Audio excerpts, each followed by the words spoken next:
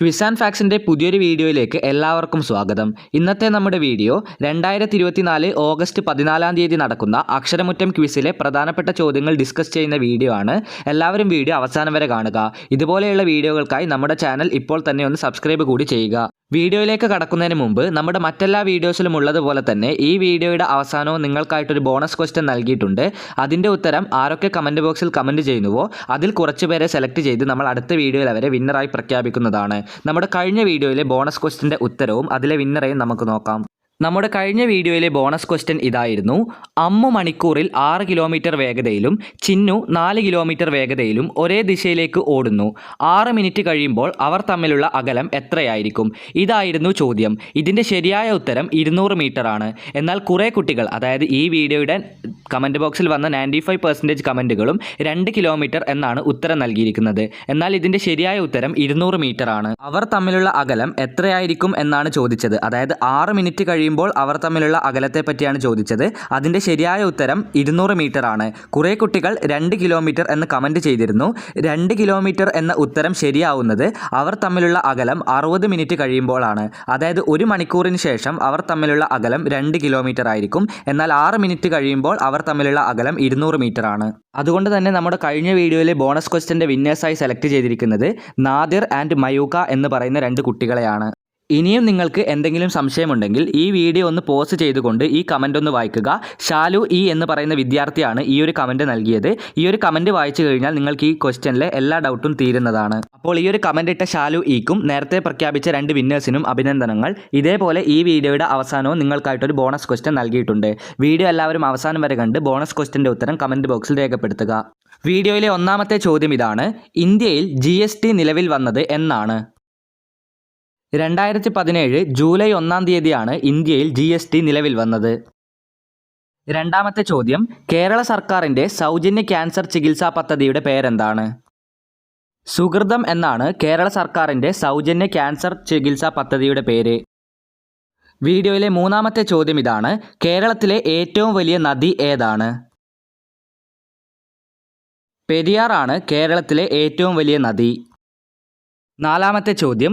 India മൗലികാവകാശങ്ങൾ കടം എടുത്തിട്ടുള്ളത് ഏത് രാജ്യത്തിൽ നിന്നാണ്? ഇന്ത്യ അമേരിക്കയുടെ കയ്യിൽ നിന്നാണ് മൗലികാവകാശങ്ങൾ കടമെടുത്തിരിക്കുന്നത്. അഞ്ചാമത്തെ ചോദ്യം. ശരീരത്തിലെ ബയോളജിക്കൽ ക്ലോക്ക് എന്നറിയപ്പെടുന്ന ഗ്രന്ഥി ഏതാണ്? പീനിയൽ ഗ്രന്ഥി അഥവാ പീനിയൽ ഗ്ലാൻഡ് ആണ് ശരീരത്തിലെ ബയോളജിക്കൽ ക്ലോക്ക് എന്നറിയപ്പെടുന്ന ഗ്രന്ഥി അഥവാ ഗ്ലാൻഡ്. വീഡിയോയിലെ ആറാമത്തെ ചോദ്യം. മനുഷ്യ ശരീരത്തിൽ ജലത്തിൻ്റെ അളവ് എത്ര ശതമാനമാണ്? മനുഷ്യ ശരീരത്തിൻ്റെ 65% ജലം. അതായത് ആറാമത്തെ ചോദ്യത്തിൻ്റെ ഉത്തരം 65%. ഏഴാമത്തെ ചോദ്യം. കേരളത്തിൻ്റെ വടക്കേ അറ്റത്തുള്ള ജില്ല ഏതാണ്? കേരളത്തിൻ്റെ നോർത്ത് ഭാഗത്തുള്ള ജില്ല ഏതാണ്? കേരളത്തിൻ്റെ വടക്കേ അറ്റത്തുള്ള ജില്ല ഏതാണ്? കാസർഗോഡാണ് അതിൻ്റെ ശരിയായ ഉത്തരം. കേരളത്തിൻ്റെ നോർത്ത് ഭാഗത്തുള്ള ജില്ലയാണ് കാസർഗോഡ്. എട്ടാമത്തെ ചോദ്യം. കേരളത്തിലെ ആദ്യത്തെ റെയിൽപാത ഏതാണ്? ബേപ്പൂർ മുതൽ തിരൂർ വരെയുള്ള റെയിൽവേയാണ് കേരളത്തിലെ ആദ്യത്തെ റെയിൽപാത. ഒൻപതാമത്തെ ചോദ്യം എളുപ്പമുള്ള ചോദ്യമാണ്. കേരളത്തിലെ നദികളുടെ എണ്ണം എത്രയാണ്? കേരളത്തിൽ 44 നദികളാണുള്ളത്. ഒമ്പതാമത്തെ ചോദ്യത്തിൻ്റെ ഉത്തരം കേരളത്തിൽ 44 നദികളാണുള്ളത്. വീഡിയോയിലെ 10ാമത്തെ ചോദ്യത്തിലേക്ക് കടക്കുന്നതിന് മുമ്പ് ഇതുപോലെയുള്ള വീഡിയോകൾക്കായി ചാനൽ ഇപ്പോൾ തന്നെ ഒന്ന് സബ്സ്ക്രൈബ് ചെയ്യുക. 10ാമത്തെ ചോദ്യം ഇതാണ്. പ്രകാശത്തെക്കുറിച്ചുള്ള പഠനശാഖയുടെ പേരെന്താണ്? അതായത് ലൈറ്റിനെക്കുറിച്ച് പഠിക്കുന്ന സയൻസ് ബ്രാഞ്ചിൻ്റെ പേരെന്താണ്? ഒപ്റ്റിക്സ് എന്നാണ് പ്രകാശത്തെക്കുറിച്ച് പഠിക്കുന്ന പഠനശാഖയുടെ പേര്. 11ാമത്തെ ചോദ്യം. 2024 ഒളിമ്പിക്സ് നടക്കുന്നത് എവിടെയാണ്? പാരീസിൽ വെച്ചാണ് 2024 ഒളിമ്പിക്സ് നടക്കുന്നത്.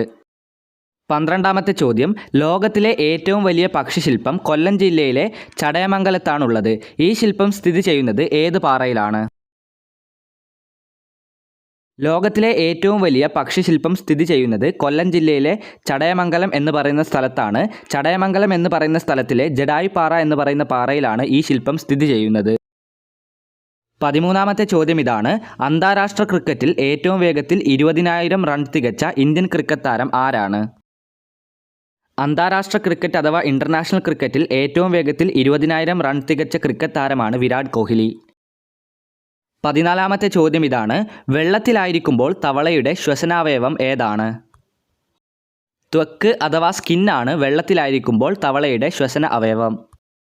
15ാമത്തെ ചോദ്യം, ലോകത്ത് ഏറ്റവും കൂടുതൽ റാംസർ സൈറ്റുകളുള്ള രാജ്യം ഏതാണ്? ലോകത്ത് ഏറ്റവും കൂടുതൽ റാംസർ സൈറ്റുകളുള്ള രാജ്യം UK ആണ്. 175 റാംസർ സൈറ്റുകളാണ് UK ഇപ്പോൾ നിലവിലുള്ളത്.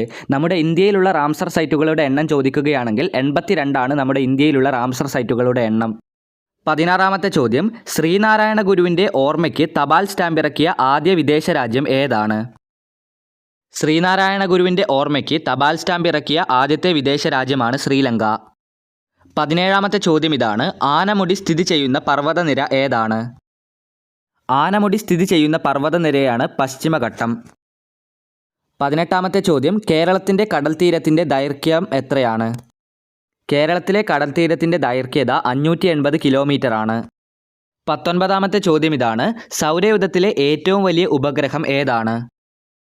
വ്യാഴത്തിൻ്റെ ഉപഗ്രഹമായ ഗാനിമൈഡ് എന്ന് പറയുന്ന ഉപഗ്രഹമാണ് നമ്മുടെ സൗരയൂഥത്തിലെ ഏറ്റവും വലിയ ഉപഗ്രഹം. നമ്മുടെ ചാന്ദ്രദിന ക്വിസിൽ ഈ ഒരു ചോദ്യം ഡിസ്കസ് ചെയ്തതായിരുന്നു. അടുത്ത ചോദ്യത്തിലേക്ക് കടക്കുന്നതിന് മുമ്പ് നമ്മുടെ വാട്സപ്പ് ഗ്രൂപ്പിനെ പറ്റി പറയുവാനുണ്ട്. നമ്മുടെ വാട്സപ്പ് ഗ്രൂപ്പിൽ ജോയിൻ ചെയ്യുകയാണെങ്കിൽ നമ്മൾ അപ്ലോഡ് ചെയ്യുന്ന എല്ലാ ക്വിസ് വീഡിയോസിൻ്റെ ചോദ്യങ്ങളും ഉത്തരങ്ങളും നിങ്ങൾക്ക് അവിടെ PDF രൂപത്തിൽ ലഭിക്കുന്നതാണ്. ഗ്രൂപ്പിൽ ജോയിൻ ചെയ്യാനായി താഴെ കാണുന്ന ലിങ്ക് ക്ലിക്ക് ചെയ്യുക. ഡിസ്ക്രിപ്ഷൻ ബോക്സിൽ ഗ്രൂപ്പിൻ്റെ ലിങ്ക് നൽകിയിട്ടുണ്ട്. ഈ വീഡിയോയിലെ അവസാന ചോദ്യത്തിലേക്ക് കടക്കാം. സൗരയൂഥത്തിലെ ഏറ്റവും ചെറിയ ഗ്രഹം ഏതാണ്? ബുധൻ അഥവാ മെർക്കുറിയാണ് നമ്മുടെ സൗരയൂഥം അഥവാ സോളാർ സിസ്റ്റത്തിലെ ഏറ്റവും ചെറിയ ഗ്രഹം. ഇനി നമുക്ക് ഈ വീഡിയോയിലെ ബോണസ് ചോദ്യത്തിലേക്ക് കടക്കാം. ചോദ്യം വായിച്ച ഉടൻ തന്നെ ഉത്തരമറിയുന്ന എല്ലാവരും കമൻറ്റ് ബോക്സിൽ ഉത്തരം രേഖപ്പെടുത്തുക. ഉത്തരത്തിൻ്റെ കൂടെ നിങ്ങളുടെ പേര് കൂടി രേഖപ്പെടുത്താൻ മറക്കരുത്. എന്നാൽ മാത്രമേ അടുത്ത വീഡിയോയിൽ നിങ്ങളെ വിന്നറായി പ്രഖ്യാപിക്കാൻ സാധിക്കുകയുള്ളൂ. ഇനി നമുക്ക് നേരെ ബോണസ് ചോദ്യത്തിലേക്ക് കടക്കാം. ഈ വീഡിയോയിലെ നമ്മുടെ ബോണസ് ക്വസ്റ്റ്യൻ ഇതാണ്, 18ാമത് ലോകസഭയുടെ പ്രതിപക്ഷ നേതാവ് ആരാണ്? ഉത്തരമറിയുന്ന എല്ലാവരും കമൻറ്റ് ബോക്സിൽ ഉത്തരം രേഖപ്പെടുത്തുക. ഉത്തരത്തിൻ്റെ കൂടെ നിങ്ങളുടെ പേര് കൂടി രേഖപ്പെടുത്താൻ മറക്കരുത്. ഇതുപോലെയുള്ള വീഡിയോകൾക്കായി ചാനൽ ഇപ്പോൾ തന്നെ ഒന്ന് സബ്സ്ക്രൈബ് ചെയ്യുക.